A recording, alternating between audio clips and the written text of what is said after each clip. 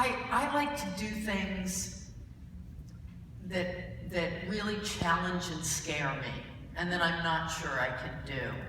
And I feel pretty comfortable with my ability to do print journalism, both as a reporter and as a columnist. Now, don't get me wrong. I found being a reporter just about the best job there was.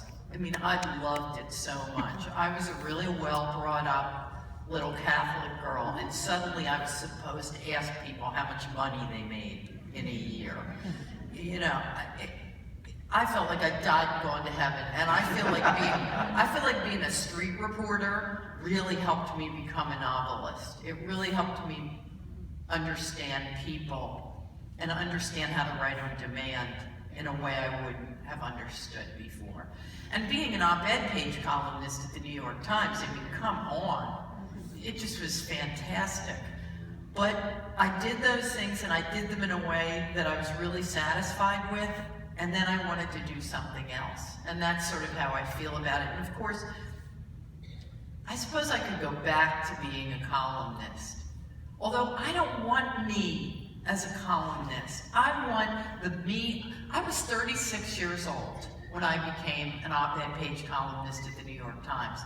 I want the new, improved version of the 36-year-old columnist who takes my place. I want the young Latino woman who knows stuff I didn't know, who knows a landscape I don't begin to understand. You know, that's what I want.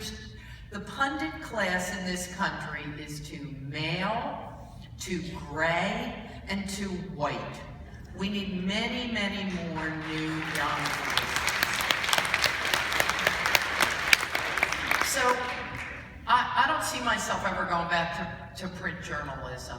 And I think it would be a foolish person who would blue sky the future of print journalism. Here's what I will say, because I know I'm supposed to wail and keen and say it's not what it was, and so on and so forth. That is not true.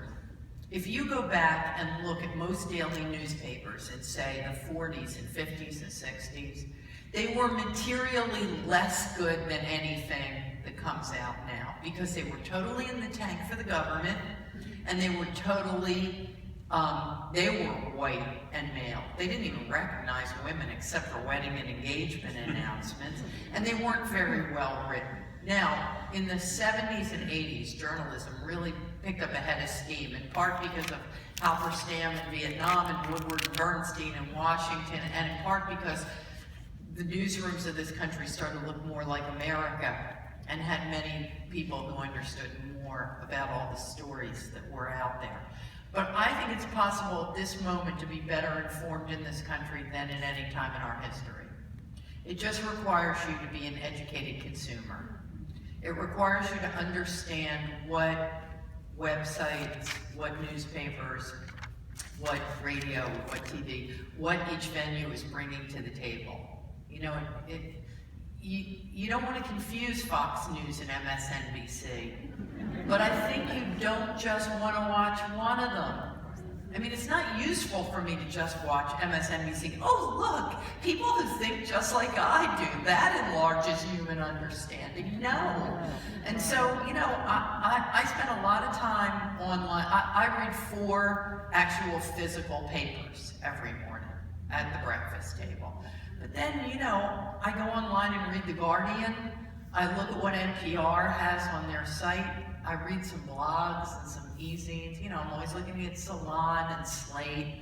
I get the Skim in my email mailbox every morning. So I'm my own aggregator. And I think that makes me a better informed citizen than, for example, my mom and dad were a generation ago when they only read the Philadelphia Inquirer and only saw Huntley Brinkley on the nightly news.